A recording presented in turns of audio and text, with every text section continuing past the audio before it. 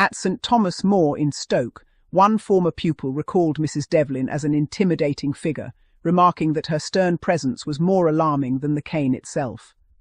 Former pupils of Sturton by Stowe Secondary School near Lincoln remembered many aspects of school life between 1975 and 1980, including long bus journeys, gardening lessons, and a Mediterranean cruise organised by the school.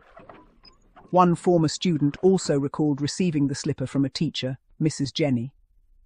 At St Wilfrid's Roman Catholic Comprehensive School, former pupils remembered occasions when corporal punishment was administered for misconduct on the journey home from school. One recalled that pupils were caned after singing inappropriate songs on the school bus, despite the incident taking place outside school hours. At St Wilfrid Martineau Comprehensive School in Birmingham, one former pupil described a teacher's particularly forceful caning technique, noting that punishment to the hands was especially painful. Memories from Sundawn Secondary School in Shrewsbury included recollections of Mrs Leggett, whom some former pupils considered excessively harsh. One recalled being caned, along with a friend, for laughing during class. At Sutton West High School, a former pupil remembered receiving the slipper from Mr Woodward. Former pupils of Tennyson High School in Mablethorpe recalled teachers who were reputed to administer corporal punishment frequently. One former student stated that a teacher known as Love often used the cane. At the Archbishop's School in Canterbury, one former pupil remembered a strict but influential teacher who, despite repeated use of corporal punishment and disciplinary measures, was credited with encouraging pupils to succeed academically. At the Avenue Comprehensive School in Newton Aycliffe, a former pupil who attended between 1979 and 1984 spoke warmly of a favourite teacher, Mrs Nobe, despite having been caned by her on several occasions. Former pupils of the City School in Sheffield recalled a number of memorable teachers.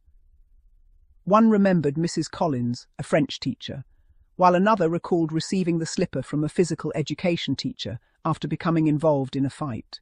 At the Coseley School in Bilston, one former pupil remembered being caned after being caught smoking behind the sports hall. The Grange School in Runcorn was remembered by one former pupil for the strict discipline imposed by the deputy headmistress, Mrs Christie, from whom she received the slipper on numerous occasions during her 4th and 5th years at school. At the Greenhill School in Pembroke, former pupils remembered Mr Lee as a fair disciplinarian, despite frequent visits to his office and the use of the cane. Memories from the Grove Comprehensive School in Nottingham included recollections of Miss Hopwood, who was known to administer the slipper regularly. At the Meadows School in Chesterfield, one former pupil simply recalled being caned by Miss Mason. Former pupils of Thistley-Howth High School in Stoke particularly remembered the strict standards imposed by Mrs Mountford, a physical education teacher, who was recalled as administering the cane firmly and memorably.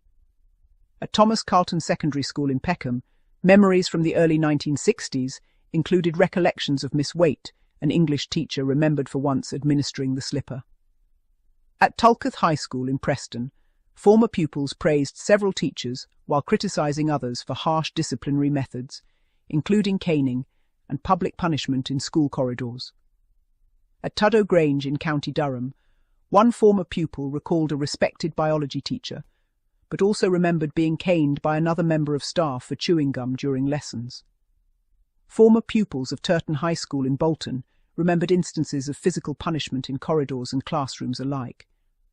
Several recalled being slapped by Mrs Eccles for matters ranging from inappropriate dress to using the wrong entrance or talking during lessons.